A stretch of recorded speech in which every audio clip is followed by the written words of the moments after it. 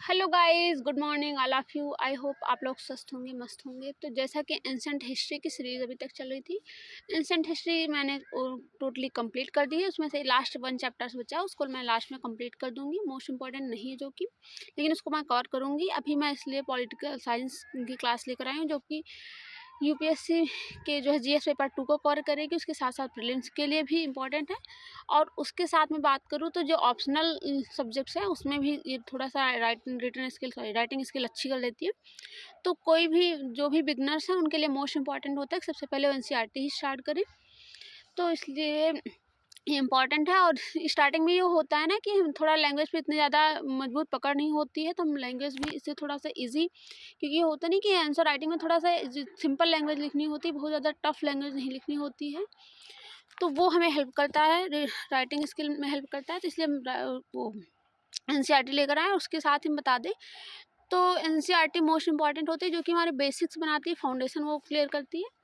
तो हम यहाँ स्टार्ट करते हैं। चलिए देखते हैं कि क्या है। तो सोशल साइंस यानी पॉलिटिकल साइंस है, जो कि जीएस पेपर 2 में कवर करती है। यानी कि अगर देखा जाए यूपीएससी के और यूपी पीसीएस यानी कि कोई भी स्टेट पीसीएस देंगे तो उसमें जीएस पेपर 2 के आसपास आती है। और जो कि ये सबसे ज़्यादा इम्पॉर्टेंट होगी मेंस के लिए, क्योंकि उसमें होता है कि जो प्रीलिम्स में होता है उसमें फैक्ट बेसिस क्वेश्चंस पूछे जाते हैं, लेकिन इसमें होता है कि मेंस में कॉन्सेप्ट बेसिस होता है। तो इसलिए थोड़ा मोस्ट इंपॉर्टेंट है। बात करें तो इसी तरह सीक्वेंस वाइज में क्लास वाइज टोटल जो है चैप्टर्स की कंप्लीट करूँगी। तो आज फर्स्ट चैप्टर है, जो कि इंडियन कॉन्स्टिट्यूशन पे बात करेंगे। सेकंड अंडरस्टैंडिंग सेकुलरिज्म, इस तरीके से टोटल कंप्लीट करेंगे, जिसमें 9 चैप्टर्स हैं। तो चलिए स्टार्ट करते हैं। Why does a country need a constitution, यानी कि आपने कॉन्स्टिट्यूशन तो बहुत ज़्यादा सुना होगा। कॉन्स्टिट्यूशन यानी कि होता नहीं कि हमारे इंडिया का एक कॉन्स्टिट्यूशन, हर एक कंट्री का एक कॉन्स्टिट्यूशन होता है। तो आपने बहुत सुना होगा, लेकिन एक बार मन में क्वेश्चन तो आता है कि व्हाट इज़ कॉन्स्टिट्यूशन। यानी कॉन्स्टिट्यूशन की मतलब मैं बताऊँ तो कॉन्स्टिट्यूशन लॉज ऑफ जो है एक, क्या कहते हैं, एक बंडल एक लॉग, यानी जहाँ पर बहुत सारे कानून लिखे गए। कानून मीन्स एक तरीके से रूल्स और रेगुलेशंस जिसमें लिखे गए हों, बहुत सारा उसका एक बंडल हो, एक प्रॉपर बुक हो, जिसमें पूरे जो है रूल्स लिखे गए हों कि किसको क्या क्या करना चाहिए, देश के लिए हमें कैसे शासन होना चाहिए, ये सारी चीज़ें तो हमारे कॉन्स्टिट्यूशन में लिखा गया। जैसे कि आप फोटो में देख सकते हैं, ये इंडियन कॉन्स्टिट्यूशन की बुक है। यानी उसका जो फर्स्ट पेज है, जो एक तरीके से जिसको दफ्ती आप कहते हैं कवर का, तो उसमें इस तरीके से बना हुआ है कॉन्स्टिट्यूशन ऑफ इंडिया, जो कि देख सकते हैं। तो इसमें total rules and regulations, India में हर सिटीजन्स की क्या ड्यूटीज़ हैं, क्या राइट्स हैं, उसके बाद जो गवर्नमेंट की क्या ड्यूटीज़ हैं, उनके ऊपर रूल्स एंड रेगुलेशंस क्या क्या हैं, उनके प्रिविलेजेस क्या हैं, ये सारी चीज़ें इस कॉन्स्टिट्यूशन में लिखी गई हैं, जिसके थ्रू हम अपने यानी कि उसका अपने देश में रहते हैं तो अपने अधिकारों की रक्षा करते हैं। सबका रूल्स रेगुलेशंस, जजिशरी क्या है, कैसे होगी, सारी चीज़ें इसमें लिखी गई हैं। तो हम आगे बात करते हैं कि हमें नीड क्या है कॉन्स्टिट्यूशन की। यानी कॉन्स्टिट्यूशन होना तो ठीक है, कॉन्स्टिट्यूशन मतलब तो समझ में आ गया एक नीड क्या है, लेकिन आपको इसके डिफिनीशन से ही क्लियर हो जाता है कि नीड क्या है। यानी कॉन्स्टिट्यूशन एक तरीके से रूल्स एंड रेगुलेशन, जैसे कि लाइफ में अगर कोई भी रूल्स एंड रेगुलेशंस नहीं होंगे तो life as like a cattle हो जाती है, यानी जानवर जैसे हो जाती है, एनिमल्स। तो उसी तरीके से ये जो है कॉन्स्टिट्यूशन है, हमें एक रूल्स एंड रेगुलेशंस प्रोवाइड कराता है, जिसकी वजह से हम एक पोलाइट पर्सन, आइडल पर्सन बनते हैं। यानी हमारे देश में एक आइडल गवर्नमेंट होती है। वहाँ के सिटीजन्स को अपनी जो ड्यूटीज़ और राइट्स जब पता होंगे, अवेयर होगा वो, तो एक आइडल सिटीजन बनेगा। तो ये सारी चीज़ें हमें मतलब पता चलती है, तो इसलिए हमें इम्पॉर्टेंट है। अब इसके इम्पोर्टेंस में बात करते हैं थोड़ा सा इससे पहले हम इसमें थोड़ा जो लिखा गया है आगे टॉपिक्स पे थोड़ा फोकस करें। तो कह रहा है कि today most countries in the world, यानी आपने देखा होगा हर कंट्री में कॉन्स्टिट्यूशन है, वो डेमोक्रेटिक हो या ना हो, लेकिन उसमें कॉन्स्टिट्यूशन। हाँ, कुछ मैं वर्ड्स में आपको टर्मिनोलॉजी में हेल्प करूँगी, जैसे कि मैंने कि आपको कॉन्स्टिट्यूशन बताया कि कॉन्स्टिट्यूशन क्या है, उसी तरीके से डेमोक्रेसी बताऊँ। तो डेमोक्रेसी का मतलब होता है लोगों का शासन, हिंदी में कहते हैं लोकतंत्र। लोक मतलब लोग, पीपल, और तंत्र मतलब एक सिस्टम, यानी एक कुछ व्यक्ति हैं उनका सिस्टम जो है, यानी इनका जो गवर्नमेंट है वो सारा उनको कहा जाता है लोगों का शासन, यानी लोकतंत्र। जिसको जो है अब्राहम लिंकन ने कहा था, rules by the means to the people, for the people, by the people, यानी लोगों का लोगों के लिए, लोगों के द्वारा शासन को लोकतंत्र कहा जाता है। तो यानी ये तरीके, ये बात आपको समझ में आई।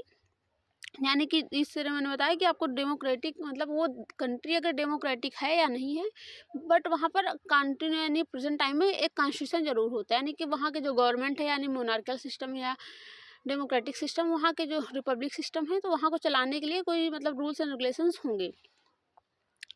अब इसका हम थोड़ा-सा उस पे बात कर लें कि हमें कुछ पर्पसेस सर्व करती है, यानी कि अगर इम्पोर्टेंस देखें इसका उद्देश्य भी तो कुछ होगा, तो हमें कुछ ये पर्पसेस सर्व करती है, यानी कि हमारे कुछ उद्देश्यों को फुलफिल करती है। जैसा कि मैं फर्स्ट पे बात करूँ, certain ideals that form the basis of the kind of the country that we as citizen aspire to the live in, यानी हम भारत के नागरिक हैं, एक यानी कि एक आइडल पर्सन, यानी हमें एक आइडल प्रूफ करती है, एक गवर्नमेंट अच्छी बनाती है। उसके आगे हम बात करें तो कॉन्स्टिट्यूशन हमें बताता है fundamental nature of our society, यानी हमें सोसाइटी का एक फंडामेंटल नेचर से बताती है कि हमारी सोसाइटी का नेचर क्या है, कैसे होना चाहिए। उस तरीके से हम बात करें तो ये जैसे कि एक सोसाइटी का नेचर इस तरीके से यानी बताती है कि हमारी सोसाइटी में बहुत सारे कम्युनिटीज़ हैं, जैसे कि आपने देखा होगा हिंदू, मुस्लिम, सिख, ईसाई, जैन धर्म, जूस, इस तरीके से 8 रिलीजन जो कि मेजर हैं। उसके बाद तो बहुत सारे जो भी और छोटे-छोटे होंगे, जिसमें से 8th हैं, यानी कि जूस, क्रिश्चियन, हिंदू, उसके बाद हम बात करें मुस्लिम, और उसके बाद फिर क्या कहते हैं पंजाबी जिसको सिख कहा जाता है, बुद्धिज़्म, जैनिज़्म कहा जाता है, उसके बाद पारसीज़ कहा जाता है। इस तरीके से 8 तो मेजर हैं, तो यानी बहुत सारे लोगों की डिफरेंट कम्युनिटीज़ हैं। तो जिसकी वजह से हम ये हो सकता है कुछ लोगों में इश्यूज़ हो, यानी कोई भी सिटीजन यानी कि कोई भी पर्सन अगर पर्टिकुलर रूल बनाता है, तो हर पर्सन उससे एग्री नहीं होगा, तो इसलिए कॉन्स्टिट्यूशन का इम्पोर्टेंस है। उसके आगे हम बात करें तो constitution help serve a set of rules and principles that all persons in a country can agree upon the basis of the, यानी कि इस तरीके से कंट्री हमें हेल्प करती है कि रूल्स किसका होगा, कौन शासन करेगा, ये सारी चीज़ों पे हमें बात करती है। तो जिसकी वजह से हमें एग्रीमेंट ऑन द आइडल्स, यानी कि एक तरीके से हम आदर्श पे बंध जाते हैं, यानी कि गवर्नमेंट होती नहीं, जैसे प्रॉपर टाइम में भी यानी कि हिंदू मुस्लिम जो भी अपोज करते हैं सभी का अपना अपना है, बट प्रॉपर टाइम में जो एक गवर्नमेंट यानी प्रेजेंट टाइम में गवर्नमेंट हमने उसको एक्सेप्ट किया है, तो इस तरीके से हमें आइडल गवर्नमेंट प्रोवाइड करवाती है। एक मिनट। तो जैसा कि थोड़ा सा मैं आपको एग्जांपल लेके बताऊं कि कैसे सर्व करती है, यानी कि जैसे ये जो फोटो आप देख रहे हैं, ये है नेपाल में मूवमेंट हो रहा था, पीपल्स मूवमेंट में हुआ क्या 2006 में, यहाँ 1990 में जब मतलब एक बार मोनार्कल सिस्टम को हटा करके डेमोक्रेटिक सिस्टम लाया गया, तो वहाँ पर एक प्रॉपर कॉन्स्टिट्यूशन बनाया गया, लेकिन वो कॉन्स्टिट्यूशन कुछ दिन बाद फेल हो गया। उसके बाद फिर 2006 में फिर लोगों ने प्रोटेस्ट कर दिया, तो यानी कि वो हमें बताता है ना कि किस तरीके से गवर्नमेंट आइडल गवर्नमेंट नहीं होगी तो किस तरीके से फिर यहाँ पर अनार्की आ जाएगी, लोग प्रोटेस्ट करने लगेंगे, ये सारी चीज़ें। तो इस तरीके से ये एग्जाम्पल यही बताता है हमारे फर्स्ट पर्पज़ है उसको सर्व करता है। नेक्स्ट हम बात करें तो समझने में, जैसा कि मैंने आपको बताया भी, उसके बाद अगर थोड़ा सा आगे बात करें तो जो है गेम ऑफ द फुटबॉल, यानी कि जैसे होता है थोड़ा सा एक एग्जांपल और इसमें भी दिया गया है। ये एग्जांपल मैं आपको बता दूं बहुत इंपॉर्टेंट है, आप थोड़ा सा इसे एग्जाम में भी कोट कर सकते हैं। ये वाला कंट्री ऑफ द नेपाल, यानी ये पीपल्स मूवमेंट, यानी जो कि जैसे वहाँ हुआ कि डेमोक्रेटिक सिस्टम कैसे बना, तो वहाँ पर आप एग्जाम्पल में कोट कर सकते हैं। और सेकंड एक एग्जांपल दिया गया जो कि आपको जनरली एग्जांपल है, यानी कि जो कि आपको अंडरस्टैंडिंग में हेल्प करेगा, यानी कि एक फुटबॉल गेम हो रहा है, अगर उसमें कोई प्रॉपर रूल्स एंड रेगुलेशंस नहीं होंगे तो उसमें डिस्प्यूट हो जाएगा, जैसा कि इस फोटो में दिखाया गया है। यानी सेकंड ये आपको वो बताता है पर्पस में। थोड़ा सा मैं बात करूँ तो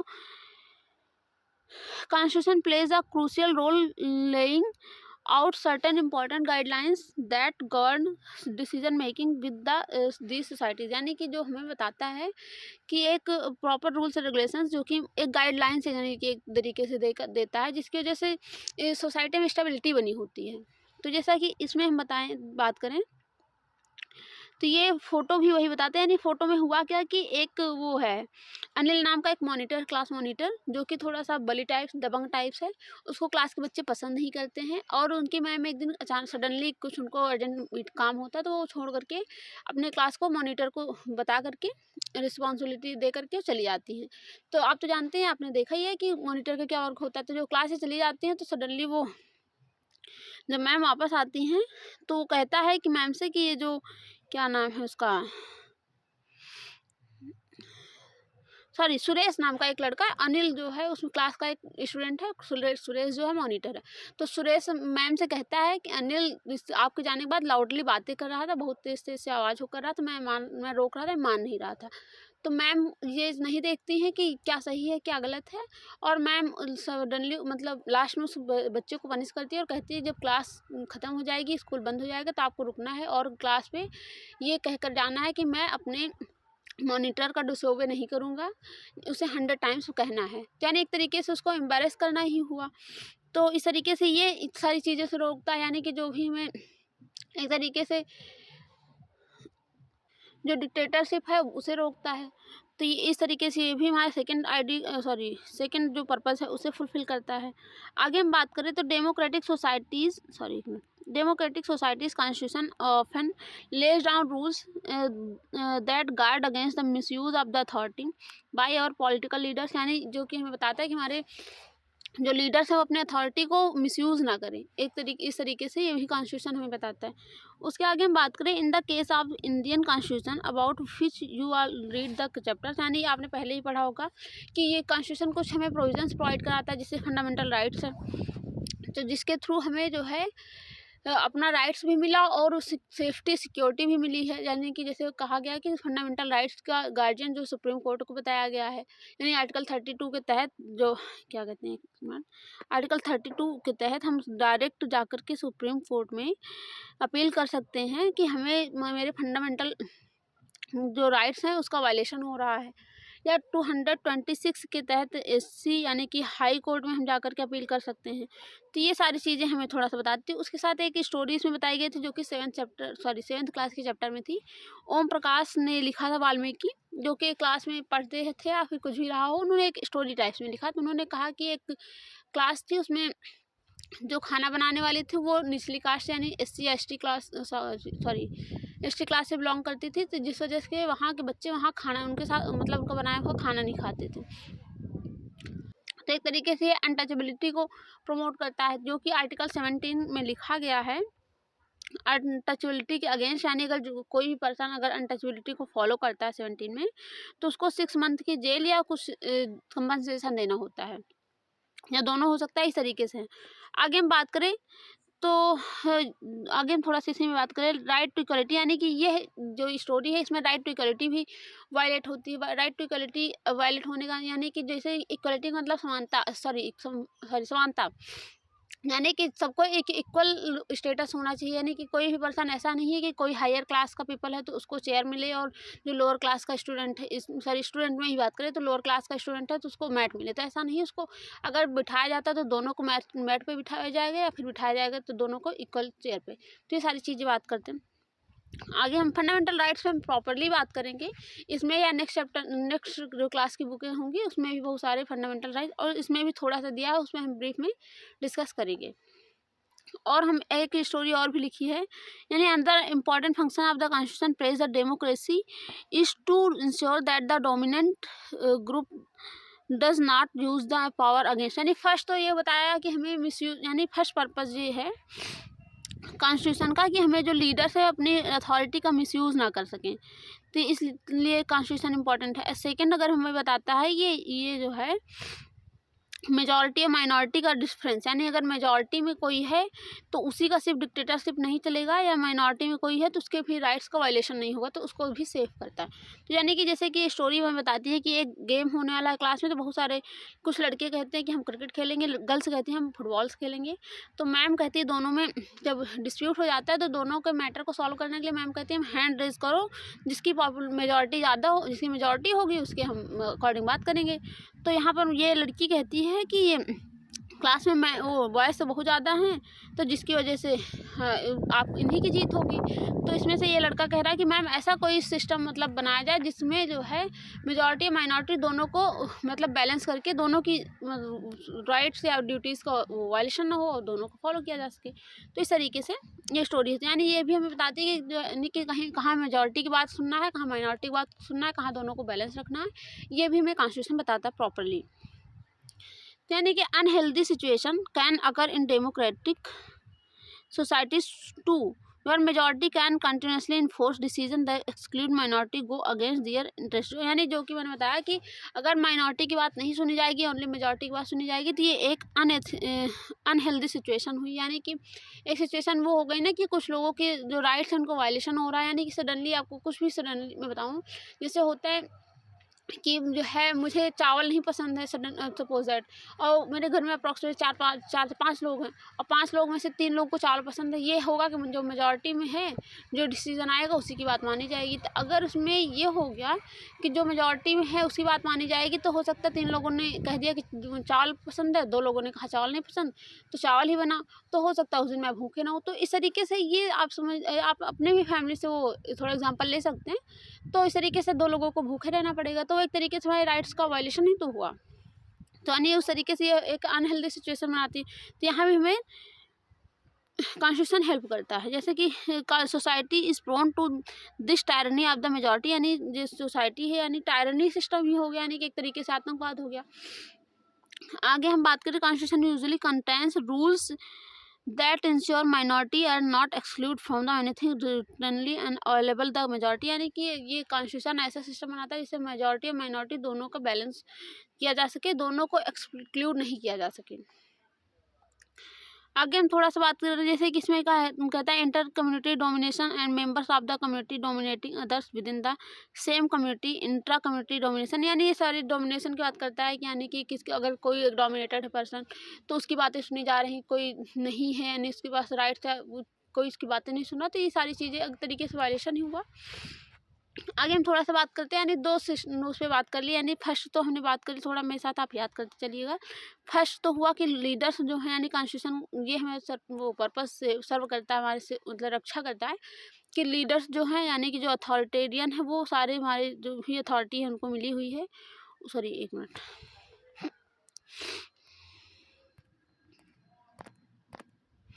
जो लीडर्स हैं उनको जो भी अथॉरिटी मिली हुई है वो या फिर ऑफिसर्स हैं वो अपने जो अथॉरिटी का मिसयूज़ ना कर सकें।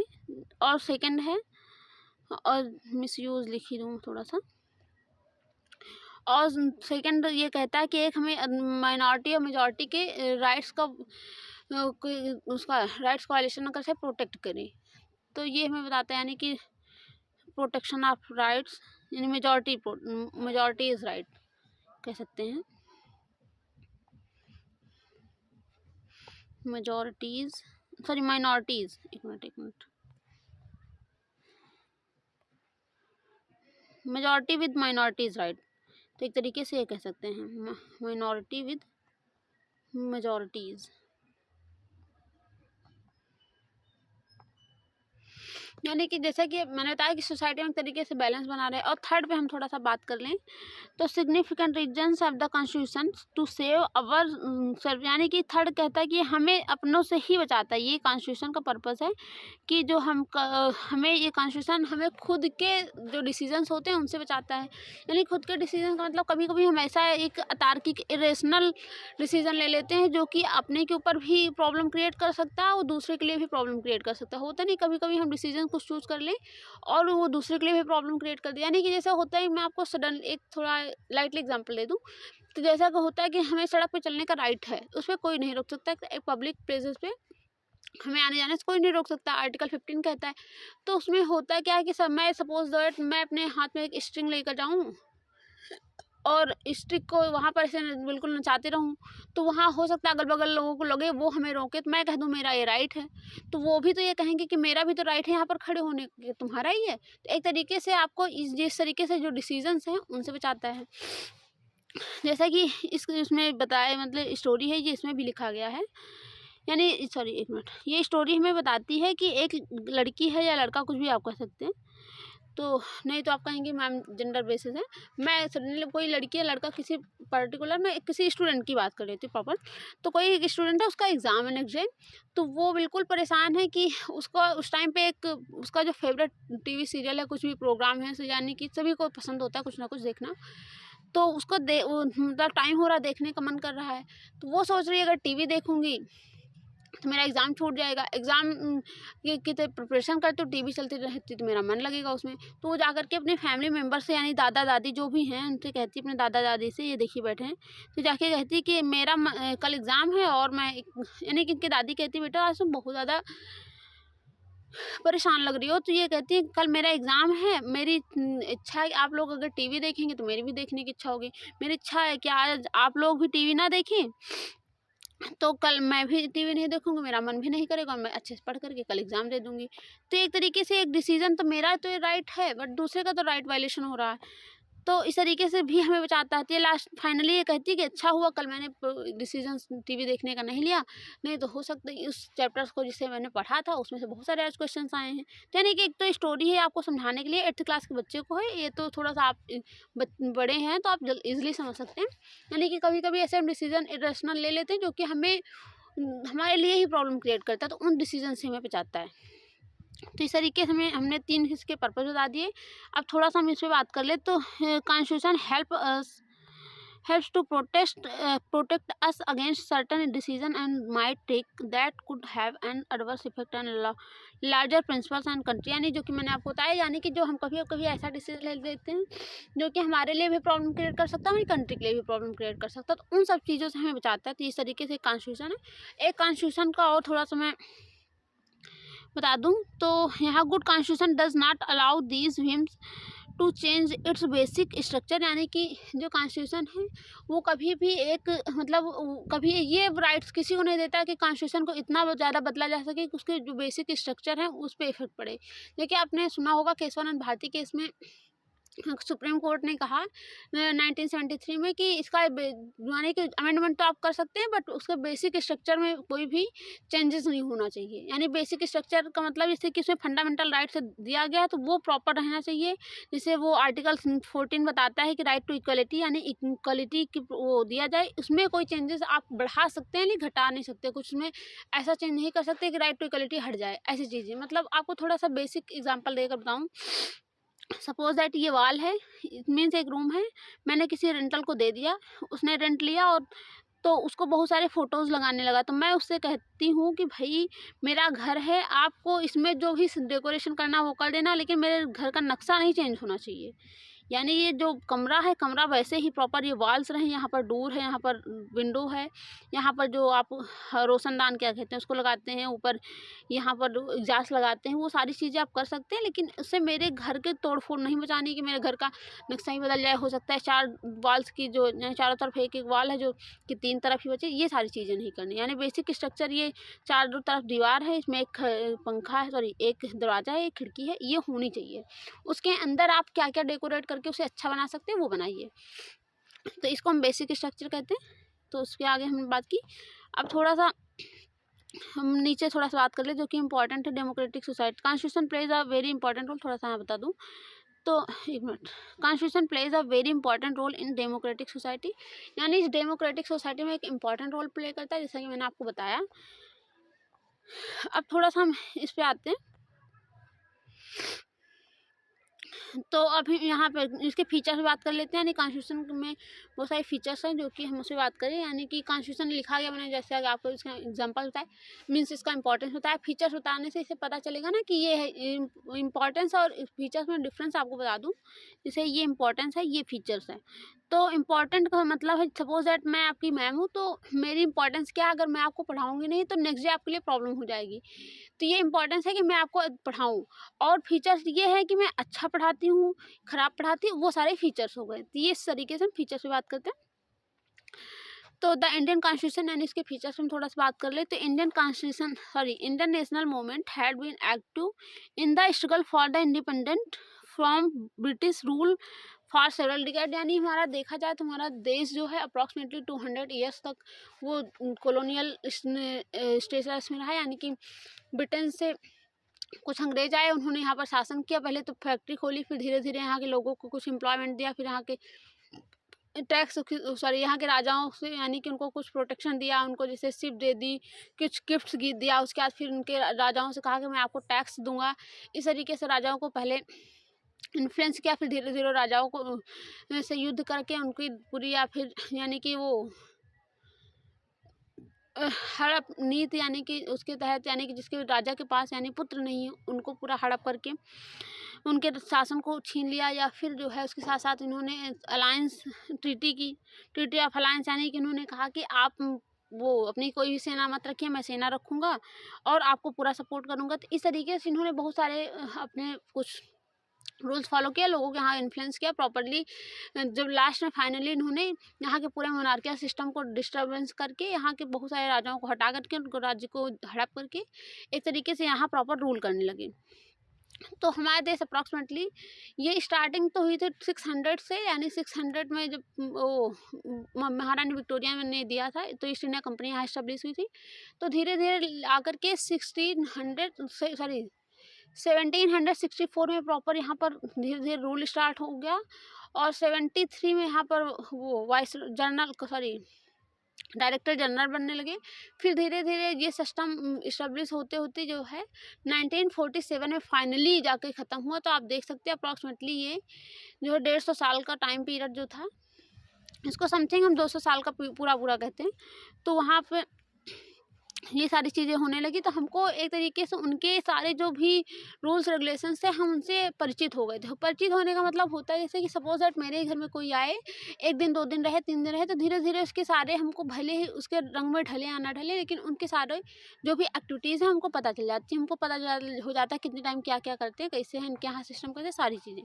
तो उस तरीके से हम वहाँ के जो ब्रिटिश रूल का सिस्टम था, हम उससे बहुत ज़्यादा परिचित हो गए थे। तो फ्रीडम स्ट्रगल के दौरान हमें ये लगा कि हमें एक कॉन्स्टिट्यूशन बनाना चाहिए।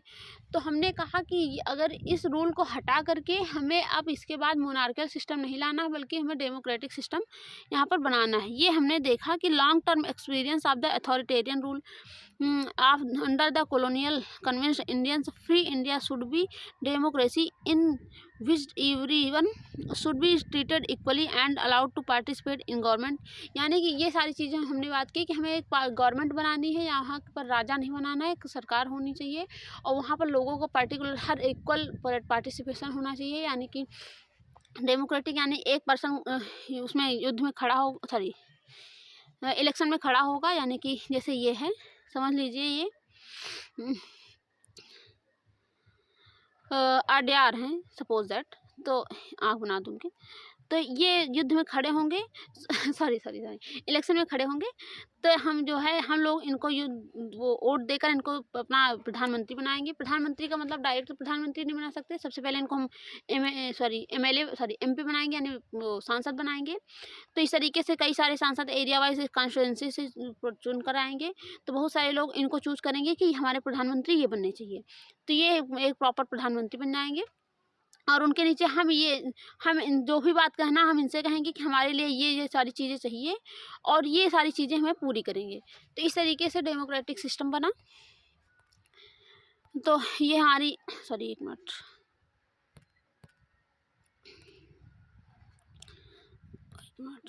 तो ये हमारी मतलब हमने सोचा कि ऐसे सारी चीज़ें होनी चाहिए, जैसा कि ब्रिटेन में हो रहा था। ब्रिटेन में एक मोनार्कल सिस्टम है, लेकिन वो एक तरीके से इनडायरेक्टली कह सकते हैं, क्योंकि वहाँ राजा सिर्फ नाम मात्र का ही है, वहाँ पर प्रधानमंत्री के अंडर में ही सारी चीज़ें होती हैं। तो उसी तरीके सपोज दैट जैसे अपने यहाँ का है जो है प्राइम मिनिस्टर होता है, जो कि प्रेसिडेंट होता है, जो कि नॉमिनल एग्जीक्यूटिव होता है, और जो कि अगर देखा जाए तो प्राइम मिनिस्टर डायरेक्ट होता है, वो सब कुछ करता है।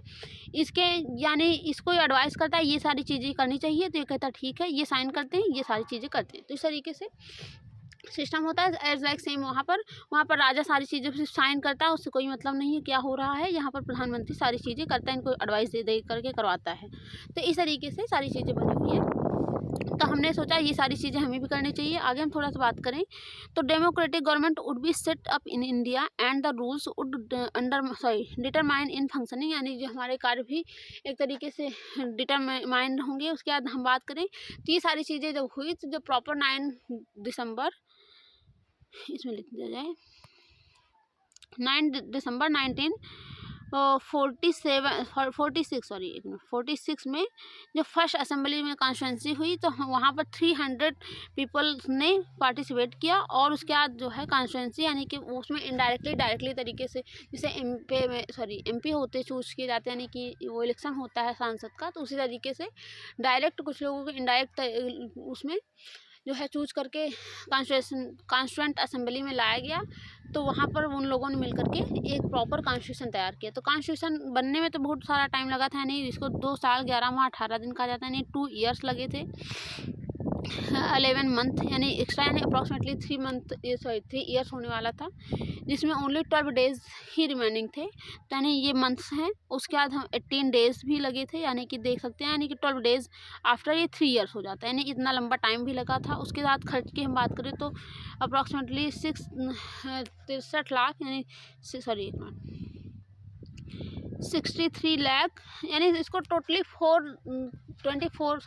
64 लाख कहा जाता है नहीं, जिसमें लगा था 63,96,729 इस तरीके से कुछ लगा था। तो उस टाइम पे आप देख सकते हैं 1947 की बात हम कर रहे हैं, जिसमें 157 कंट्रीज़ की अप्रॉक्सीमेटली 200 कंट्रीज़ की कॉन्स्टिट्यूशन की लगभग, यानी कि कंट्रीज़ के कॉन्स्टिट्यूशन को खंगाला गया था, देखा गया था कि क्या क्या होनी चाहिए। हम आप देख ही सकते हैं कि हमारा कॉन्स्टिट्यूशन जो है कि एक मिक्स उसमें है, बहुत सारी चीज़ें हैं, कोई प्रॉपर एक ही देश का कोई वो सैलिएंट फीचर्स नहीं है। जैसा कि आप देखेंगे कि अगर देखें तो इंडिया में फेडरलिज्म है, अमेरिका में फेडरलिज्म है, यानी कि यहाँ पर स्टेट और गवर्नमेंट, यानी स्टेट गवर्नमेंट सेंट्रल गवर्नमेंट दोनों हैं। तो यहाँ भी इंडिया में भी है स्टेट और सेंट्रल गवर्नमेंट। वहाँ पर क्या कहते हैं, ब्रिटेन में देखा जाए, यूके में, तो वहाँ पर वहाँ पर एकात्मक यानी पार्लियामेंट्री सिस्टम है, यानी पार्लियामेंट के अकॉर्डिंग रूल्स रेगुलेशंस बनते हैं।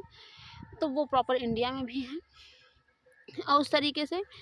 और हम बात करें तो जर्मनी की बात कर लें तो जर्मनी में जैसे इमरजेंसी लगती है, वैसे अपने यहाँ इमरजेंसी लगती है। आपको याद होगी 1971 की इमरजेंसी, नहीं याद होगी तो आगे बात करेंगे। इस तरीके से हमें मिक्सअप बहुत सारे उसका कॉन्स्टिट्यूशन का मिलता है। तो इस तरीके से हमारा थोड़ा सा यूनिक कॉन्स्टिट्यूशन भी है। अब हम आगे थोड़ा सा बात करते हैं जो है फीचर्स उसके। तो members of the constitution assembly had a huge task before them, यानी कि जब कॉन्स्टिट्यूशन बना तो हमारे बहुत सारे लोग थे। वैसे भी इंडिया में डाइवर्सिटी बहुत ज़्यादा है, तो हर एरिया के जब पीपल आए तो उनको भी थोड़ा सा इशू था कि बहुत सारे लैंग्वेज इशू थे। बहुत सारे लोग एक दूसरे की लैंग्वेज नहीं समझ रहे थे। कुछ लोगों को कहना था कि इंग्लिश में लिखा जाए, कुछ लोगों को कहना था हिंदी में लिखा जाए। ये सारी चीज़ें हो रही थी। उसी बीच में हमारे देश का डिवीज़न भी हो गया था। तो ये 89 पीपल्स अप्रॉक्सीमेटली वहाँ के थे जो पाकिस्तान के, वो निकल के चले भी गए। उसके आगे हम बात करें तो constitution assembly as they drafted the constitution, यानी कॉन्स्टिट्यूशन असेंबली ने फिर धीरे फाइनली ड्राफ्ट तैयार किया, जो कि 13 दिसंबर 1946 को ही आया था। सॉरी, ड्राफ्ट नहीं आया था, वो आया था क्या कहते हैं, हमारा जो पीरम्बल है वो आया था, रिजोल्यूशन जिसको कहा गया। फिर इस तरीके से हमारे वो बनने लगा। हमारा जो कॉन्स्टिट्यूशन है उसने फोकस किया किन किन चीज़ों पे, हम थोड़ा सा इस पर बात करें तो they rose to occasion and gave this the country vision document and reflect the respect for the maintaining diversity and the preserving national unity, यानी कि जब कॉन्स्टिट्यूशन बन रहा था तो उसने ये भी फोकस किया कि हमारे देश की जो डाइवर्सिटी है वो मेंटेन रहे। आगे इन्होंने, यानी कि जो कॉन्स्टिट्यूशन मेकर्स थे, इन्होंने ये देखा कि हमें पॉवर्टी एराडिकेट करना है, सोशियो इकोनॉमिक रिफॉर्म भी करने हैं। तो सारी चीज़ों ओवरऑल जो भी इशूज़ थे उस टाइम के, सब पे फोकस करके ये कॉन्स्टिट्यूशन बनाया गया है। जो कि देख सकते हैं कि मैक्सिमम हर जगह कॉन्स्टिट्यूशन में थोड़ा सा चेंजेस बहुत ज़्यादा, वो अपने यहाँ थोड़ा सा स्टैंड भी है, उसके साथ थोड़ा सा फ्लेक्सिबल भी है, जिसके थ्रू यानी कि अमेंडमेंट्स होते हैं। अब सबके मन में ये ज़रूर आता होगा कि जब सस्टैंड करता है तो ये यहाँ पर अमेंडमेंट्स क्यों इतने ज़्यादा होते हैं। जैसे कि अप्रॉक्सीमेटली 104 अमेंडमेंट्स हो चुके हैं अभी तक में। तो अमेंडमेंट्स का मतलब है ये फ्लेक्सिबिलिटी दी गई कि जो करंट टाइम, उस टाइम पे बहुत सारी चीज़ें नहीं थी। अगर सपोज दैट इसको बहुत ज़्यादा स्ट्रिक्ट बना दिया जाता तो आज वो सारी चीज़ें आज भी ना जुड़ पाती। सपोज दैट उस टाइम पे इतनी ज़्यादा टेक्नोलॉजी हाई नहीं थी, आज टेक्नोलॉजी है। अगर ये सारी चीज़ें अडॉप्ट ना करते हम तो आज हम बहुत पीछे होते। इसलिए इसको फ्लेक्सिबल बनाया गया ताकि इसको टाइम टाइम पे अपडेट किया जाए। तो अमेंडमेंट्स की हमने बात कर ली। अब थोड़ा सा हम इसके जो है फीचर से बात कर लेते हैं।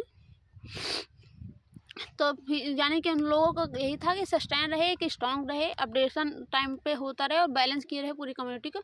ये सारी उनकी सोच थी। तो इसके बेस पे हमने बनाया फेडरलिज्म। जैसा कि मैंने आपको बताया, फेडरलिज्म फेडरलिज्म मतलब कई टायर में वो क्या कहते हैं यानी गवर्नमेंट होनी चाहिए, यानी कि जैसे कि आप देखते हैं कि हाँ अमेरिका में है, एक स्टेट सेंट्रल लेवल पे होती है, एक स्टेट लेवल पे गवर्नमेंट होती है। वैसे ही करंट इंडिया में भी है, 3 लेयर में है, यानी कि एक सेंट्रल में है, फिर स्टेट में है, उसके नीचे लोकल यानी जो हम प्रधान चूज़ करते हैं, म्यूनसिपालिटीज़ होती हैं वो सारी चीज़ें। म्यूनसिपालिटीज़ हाँ सिटी में होती हैं, और यहाँ पर ग्राम पंचायत ये सारी चीज़ें होती हैं, पंचायती राज इसको कहा गया। तो उसके आगे हम बात करें, यानी कि ये फेडरलिज्म तो लिया गया था वहीं अमेरिकन कॉन्स्टिट्यूशन से, या फिर अमेरिकन कॉन्स्टिट्यूशन से भी लिया गया, 1935 से भी लिया गया है। तो आप यहाँ पर बात कर सकते हैं। आगे हम थोड़ा सा देखें,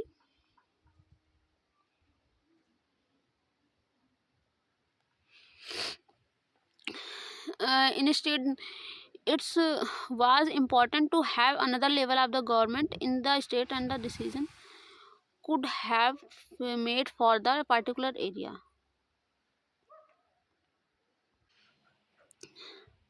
अब हम आगे बात कर लें, तो इंजॉय यानी कि अपने ऑटोनॉमी का इंजॉय करिए। ये सारी चीज़ें हमने जो कि बताई, ये सारी चीज़ें यानी कि ये गवर्नमेंट, जैसा कि आपने करंट टाइम में भी देखा, सेंट्रल में यानी प्रधानमंत्री होता है, स्टेट में वो सीएम होता है, सेंट्रल में प्राइम मिनिस्टर होता है, स्टेट में गवर्नर होता है। ये सारी चीज़ें सेम हैं। उसके बाद रूट लेवल का यानी ग्रास रूट लेवल का एक तरीके जो पंचायती राज कहते हैं, जो हाँ गाँव के होंगे वो प्रधान को जानते होंगे, यानी प्रधान कैसे रूल करता है सब चीज़ों को। और ये जो कि बॉटम अप अप्रोच है उसके साथ, यानी कि नीचे से बातें ऊपर जाती हैं, और जो सिटी के हैं वो म्यूनसिपालिटी वगैरह सब जानते हैं। तो उसमें हमने बात की।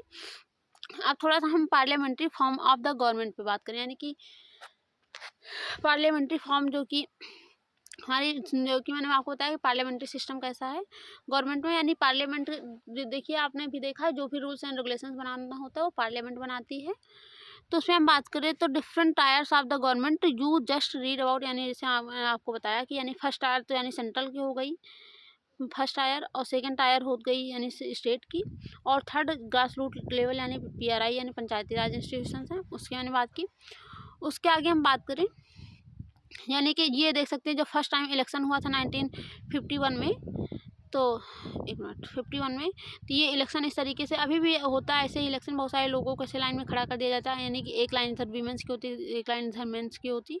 तो इस तरीके से वहाँ पर जाकर के वोट देना होता है। पहले तो बैलेट पेपर होता था, यानी बैलेट पेपर आपको बताऊँ तो ऐसे इतना बड़ा था, इसमें इधर पर जो है यहाँ साइड में वो ब्लैंक होता था, यहाँ पर जो भी सिंबल हो पार्टी का वो लगा होता था, वहाँ पर जाकर के मुहर लगानी होती थी। और अब तो आ गया सिस्टम वोटर मशीन का, जो ईवीएम है, इलेक्ट्रॉनिक वोटर मशीन, यानी वो वोट मतलब उसमें सिंबल बना होता है, जो भी बटन आपको दबाना है उसी बटन का सिंबल आपको दबाना है। तो ये सब चीज़ें हमने बात कर ली। Constitution of India guarantee universal adult suffrage, यानी हमें जो कॉन्स्टिट्यूशन है ये पार्लियामेंट्री सिस्टम, ये हमें अडल्ट सफ्रेज देता है, यानी कि अडल्ट सफ्रेज का मतलब है जो भी हमारे देश में वो क्या कहते हैं जिसका वोटर लिस्ट में नेम है, यानी 18 ईयर्स के अबव का, यानी जो भी 18 ईयर्स के स्टूडेंट मतलब लड़के लड़की जो भी हैं उनको वोटर लिस्ट में उनका नाम डाला जाता है। एक कॉन्स्टिट्यूंसी प्रॉपर एक कॉन्स्टिट्यूंसी होती है, यानी कि कुछ एक प्रॉपर एरिया होता है जिसमें फिक्स किया जाता है, यानी कि अप्रॉक्सीमेटली 10,000 यानी 1,000 वोटर्स, यानी कि जैसे ग्रास रूट लेवल पे होता है तो 1,000 स्टूडेंट पे एक प्रधान होता है, यानी एक तरीके से एक कॉन्स्टिट्यूंसी में से बांट दिया जाता है। एमएलए का इसी तरह 10 लाख के आसपास लगभग अप्रॉक्सीमेट होता है। तो इस तरीके से जो वोटर वहाँ होते हैं तो कॉन्स्टिट्यूंसी प्रॉपर बनती है, यानी उस कॉन्स्टिट्यूंसी में कितने भी लोग रहें उससे नहीं मतलब है। एक ऐसा एरिया जहाँ पर 10 लाख क्या अबव यानी उससे ज़्यादा थोड़ा इधर उधर वो उतने पीपल वोटर्स में रहें तो वहाँ पर एक कॉन्स्टिट्यूंसी प्रॉपर बनती है। तो ये हमें एक अडल्ट सफ्रेज बताते हैं, यानी कि जो भी 18 ईयर्स का हो गया हो स्टूडेंट, मतलब लड़की हो या लड़का, उससे कोई जेंडर बेसिस नहीं है, ये प्रॉपर सिर्फ एज बेसिस है कि 18 ईयर्स कंप्लीट कर लिया तो उसका वोटर लिस्ट में नाम चढ़वाया जाता है। उसके बाद जो भी वोट होता है उसमें वोटर लिस्ट में उसकी भी मतलब नाम आता है, उसको वोट देने जाना पड़ता है। तो ये सारी चीज़ें आप बड़े भी हो गए आप तो जानते ही होंगे। अब थोड़ा हम सेपरेशन ऑफ पावर्स की बात कर लेते हैं। सेपरेशन ऑफ पावर्स की बात करें तो यानी कि जो पावर्स को बांटा गया है, यानी कि अगर देखा जाए तो पावर्स को 3 पार्ट में बांटा गया है। एक मिनट, ऐसे ही ये हो गई एग्जीक्यूटिव, ये हो गई लेजिस्लेचर, ये हो गई जडिशरी। एग्जीक्यूटिव लेजिस्लेचर यानी जो रूल्स बनाता है, एग्जीक्यूटिव से मतलब इम्प्लीमेंट करता है, और उसके बाद जजिशियरी प्रॉपर न्याय देता है, जजिशियल रिव्यू करता है, यानी कि न्याय देगा, जैसे कि हमें बहुत ज़रूरत ही रहती है। आपने देखा होगा लड़ाई झगड़ा होता है, हम कोर्ट जाते हैं, हाई कोर्ट जाते हैं, सुप्रीम कोर्ट, जैसे मैंने आपको बताया भी कि अगर आर्टिकल आपका कोई भी राइट्स का वायलेशन होता है तो आप उसके वायलेशन के लिए आप कंप्लेन कर सकते हैं, डायरेक्ट वहाँ PIL दर्ज करके वहाँ क्या कहते हैं सुप्रीम कोर्ट में अपील कर सकते हैं कि आर्टिकल 32 के तहत कि इन्होंने मेरे राइट्स का वायलेशन किया है। राइट्स में आपको बताऊंगी थोड़ा सा, कहीं मैं आपको बताऊंगी भी, एक्सप्लेन करूंगी राइट्स का, मैंने फ़ोटो भी लगा रखे हैं, तो उस पर बात करेंगे। तो राइट्स में यानी कि अगर उसका वायलेशन होता है तो वहाँ डायरेक्ट जाते हैं, तो यानी जजिशरी का आपको इम्पोर्टेंस पता ही चल गया। एग्जीक्यूटिव लेजिस्लेचर यानी ये जो वो प्रधानमंत्री सारे जो होते हैं रूल्स रेगुलेशंस बनाते हैं, उसके बाद उसे प्रॉपर इम्प्लीमेंटेशन किया जाता है। यानी ये तो पूरा पार्लियामेंट का एक ही भाग है, इसको 2 पार्ट में बांटा ही गया सिर्फ, लेकिन जजिशरी प्रॉपरली डिफरेंस है। यानी जजिशरी का आपने देखा कि वहाँ पर चूज नहीं किए जाते, वहाँ लोग इलेक्ट नहीं होते, वहाँ पर अगर अपने पढ़ाई के उस पर जो है कि उनको जज बनाया जाता है, ये सारी चीज़ें। तो हमें ये प्रॉपर पार्ट यानी सुप्रेशन हुआ है, यानी कि उसे थोड़ा सा बात कर लेते हैं। According to constitution there 3 organs of the government, यानी जो कि मैंने आपको बताया 3 ऑर्गन्स हैं ये, जजिशरी, एग्जीक्यूटिव और parliamentary. Legislature the executive and the judiciary, क्या मैंने आपको बताया भी।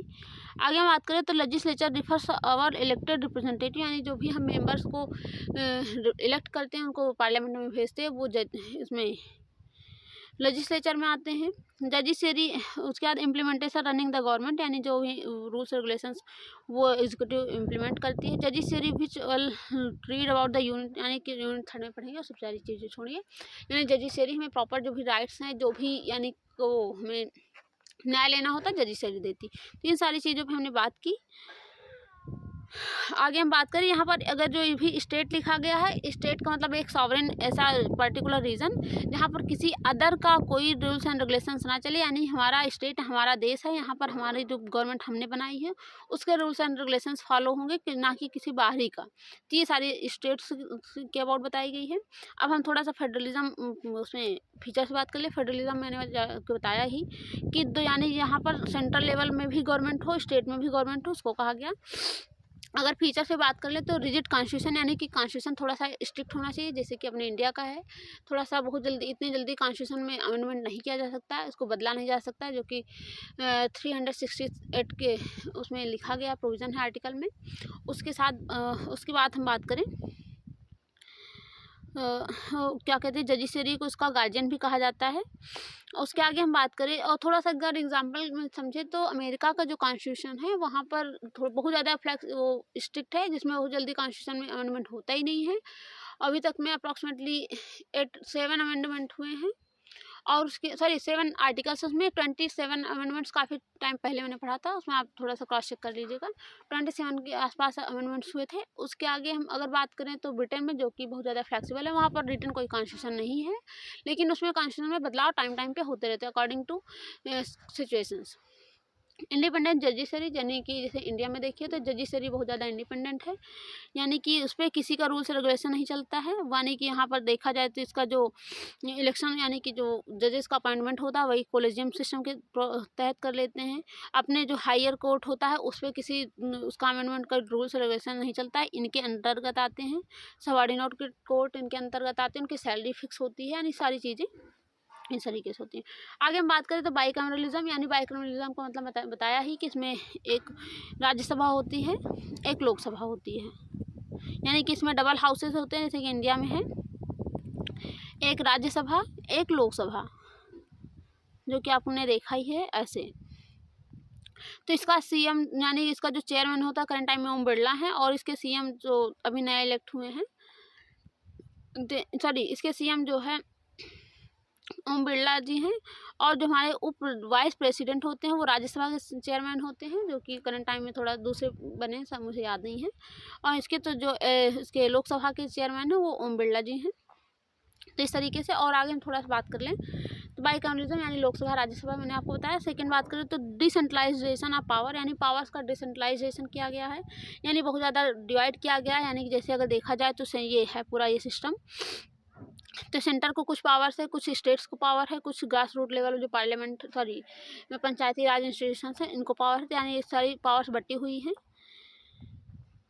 यानी कि उसमें एक तरीके से सेंट्रलाइज़ नहीं है, सारी पावर इधर से यानी इनको दे दी गई, कुछ पावर्स इनको दे दी गई, कुछ पावर्स इनको दे दी गई, ये सारी चीज़ें की गई हैं।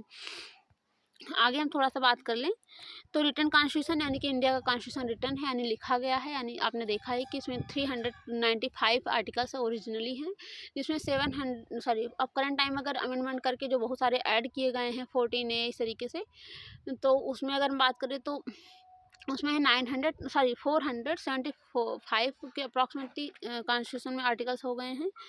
उसके आगे हम बात करें सुप्रीमेसी ऑफ द कॉन्स्टिट्यूशन यानी कॉन्स्टिट्यूशन तो सुप्रीम है, यानी कि जो भी कॉन्स्टिट्यूशन में लिखा गया है वो उसे यानी अपर कोई नहीं हो सकता। जैसे कि एक स्टेटमेंट भगवत गीता में कृष्ण ने दिया था, लॉर्ड कृष्ण ने, कि श्री कृष्ण ने कहा था कि विदुर जी से किसी ने कहा, मुझे थोड़ा कंफर्म ये स्टेटमेंट याद है और किसी ने कहा मुझे थोड़ा सा ये पता याद नहीं है, तो विदुर जी से कहा गया था कि विधि बड़ा है विधाता बड़ा है, तो उन्होंने कहा कि जब तक विधि नहीं बननी हुई है तब तक विधाता बड़ा है, और जब विधि बन जाती है तो विधि बड़ी है। विधि का मतलब एक लॉज एंड रूल्स बन जाते हैं, तो वो बनाने वाला भी उसी के अंतर्गत यानी उसी के अंडर में आ जाता है। जैसे कि आपको बताया कि पार्लियामेंट्री कॉन्स्टिट्यूंसी में जब हुई थी, सॉरी, जो यहाँ कॉन्स्टिट्यूंट असेंबली बनी थी उस टाइम पे जो भी लोग थे वो सारे रूल्स एंड रेगुलेशंस बना रहे थे, तब तक तो उन्होंने ही बनाया था, लेकिन जब रूल्स रेगुलेशंस बन गया तो उन लोगों ने भी फॉलो करना स्टार्ट कर दिया। तो ये सारी चीज़ें हैं, तो ये सुप्रीम है इस तरीके से।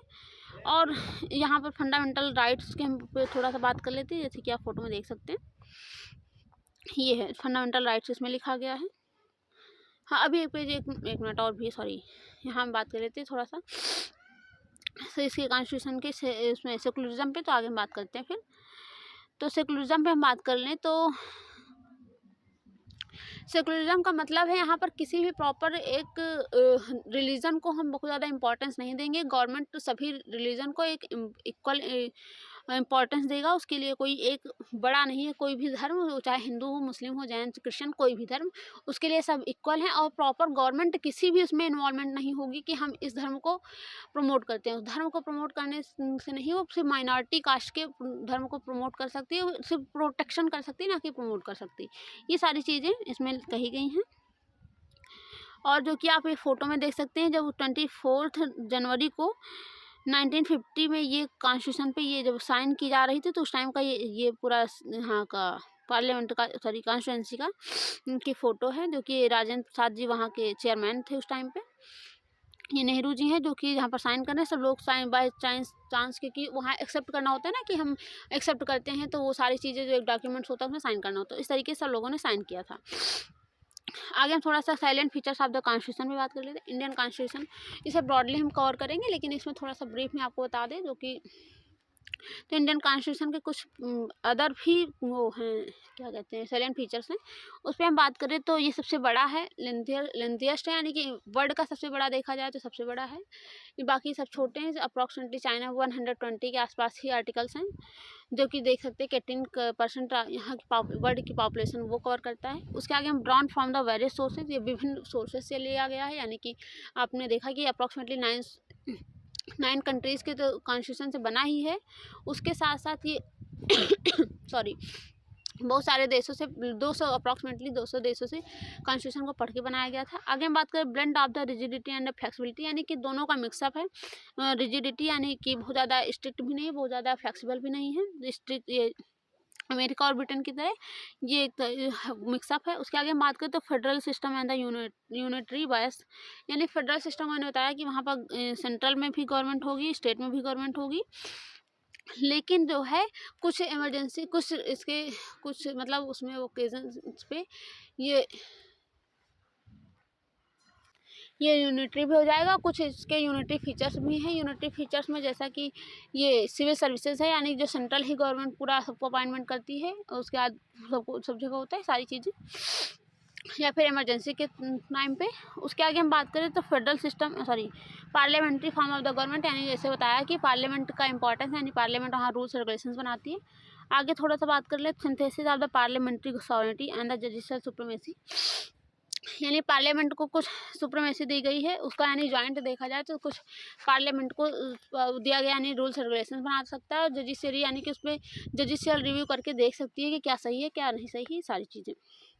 आगे थोड़ा सा बात करें तो इंटीग्रेटेड एंड इंडिपेंडेंट जजिशरी, यानी कि यहाँ पर देखा जाए तो जडिशरी इंडिपेंडेंट और इंटीग्रेटेड, यानी सबसे पहले हाई कोर्ट है, सुप्रीम कोर्ट है, यानी कि अगर किसी भी पर्सन को एक्सेप्ट टू आर्टिकल 32 के तहत ना जाए तो उसके सिवा कोई भी पर्सन डायरेक्ट सुप्रीम कोर्ट में नहीं अपील कर सकता है। सबसे पहले उसको कुछ कंडीशंस में सबसे पहले सबॉर्डिनेट कोर्ट में जाना होगा, वहाँ से अपील करके हाई कोर्ट में जाना होगा, हाई कोर्ट से सुप्रीम कोर्ट में जाना होगा। और एक तरीके से इंडिपेंडेंट है, यानी यहाँ पर कोई भी इंटरफेयर नहीं कर सकता। एक तरीके से जो भी वो अगर डिसीजन देती है तो उसके डिसीजन को कंटेम नहीं किया जा सकता है। और जो है ये सारी चीज़ें। आगे हम फंडामेंटल राइट्स की बात कर लेते हैं। तो फंडामेंटल राइट्स में 6 टाइप्स के मिले हैं, जो कि ये लिखा गया है। Equality, religion, against exploitation, freedom, constitution, remedies, cultural education. यानी ये तो सिर्फ वो लिखा गया है, ये सारी चीज़ें हैं जिसमें लिखा गया राइट टू इक्वलिटी, यानी आर्टिकल 14 to 18 तक लिखा गया है। सॉरी, आर्टिकल 14 से लेकर के 18 तक में ये बताता है कि राइट टू इक्वलिटी, यानी सब व्यक्ति को इक्वल अधिकार है। यानी कि उसके आगे हम बात करें तो राइट टू फ्रीडम, यानी कि सभी व्यक्ति को फ्रीडम है, वो अपनी अकॉर्डिंग लाइफ जी सकता है। यानी कि अब उस पर बात करें, यानी कि उसको जैसे आर्टिकल 21 है, उसमें जीवन जीने का अधिकार है, उसमें शादी का अधिकार, ये सारी चीज़ें वो भी बताता है। जिसमें एक सेफ़ क्लीन वाटर भी आपका राइट्स है, उसके साथ इन्वायरमेंट भी यानी सेफ़ इन्वायरमेंट, क्लीन इन्वायरमेंट का भी अधिकार, ये सारी चीज़ें बात करता है। राइट टू अगेंस्ट एक्सप्लॉयटेशन, यानी कोई व्यक्ति आपको ज़बरदस्ती आपसे कोई वर्क नहीं करवा सकता, उस पर बात करता है।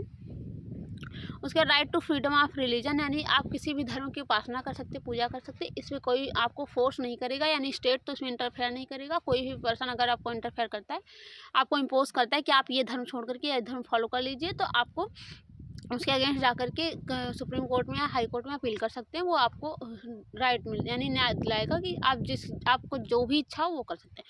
आगे हम बात करें फ्रीडम टू रिलीजन हो गई। उसके आगे हम बात करें कल्चरल एंड एजुकेशनल राइट, यानी आप अपने धर्म के अकॉर्डिंग आपका जो भी कल्चर है आप उसको फॉलो कर सकते हैं, उसके अकॉर्डिंग आप पढ़ सकते हैं, इसमें कोई वो राइट्स नहीं, सॉरी, वायलेशन नहीं होगा।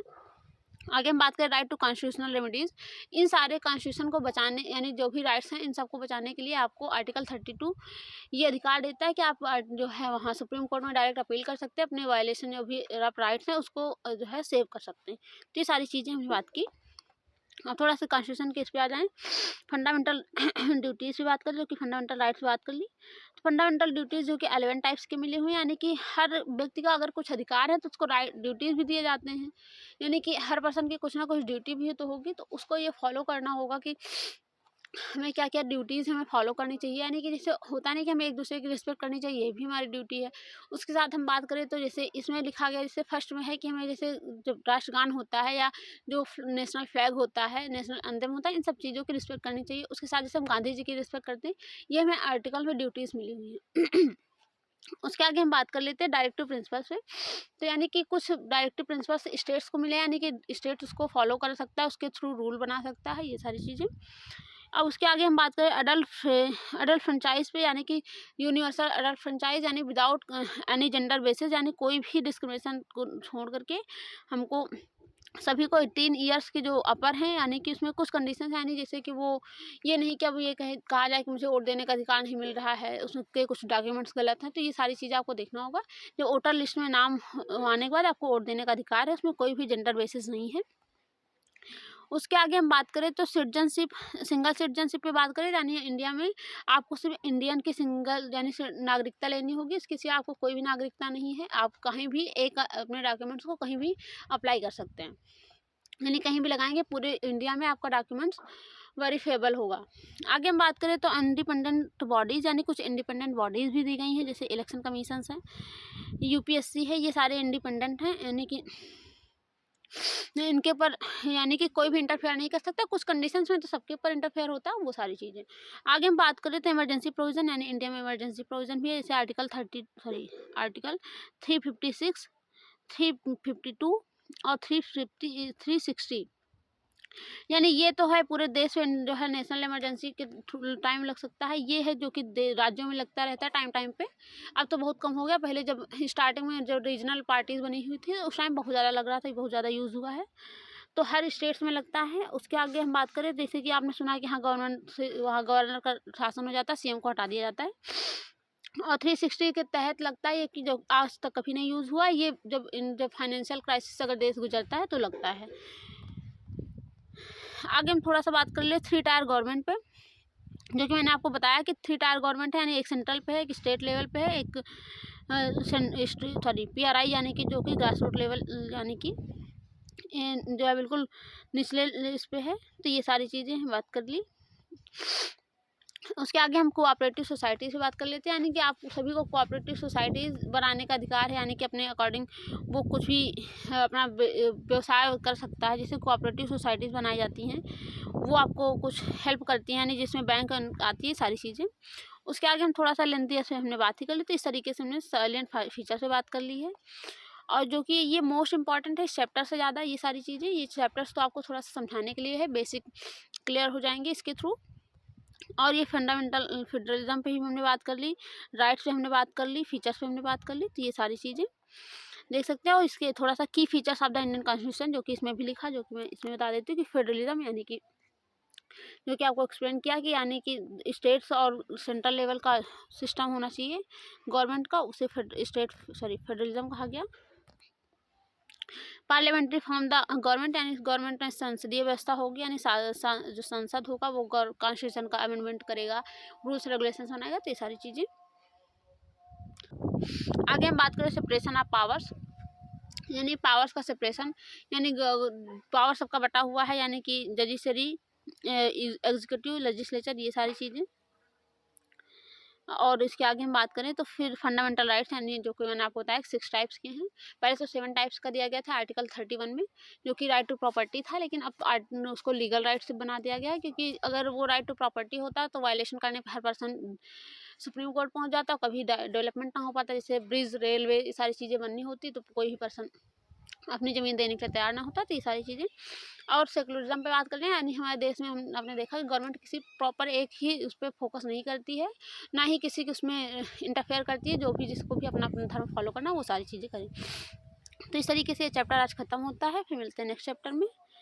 तब तक के लिए थैंक यू। आप हमें सपोर्ट पूरा करिए, इसी तरीके से मैं चैप्टर वाइज आपको क्लियर कराती रहूँगी, और जो भी बिगनर्स हैं उनके लिए मोस्ट हेल्पफुल होगा ये।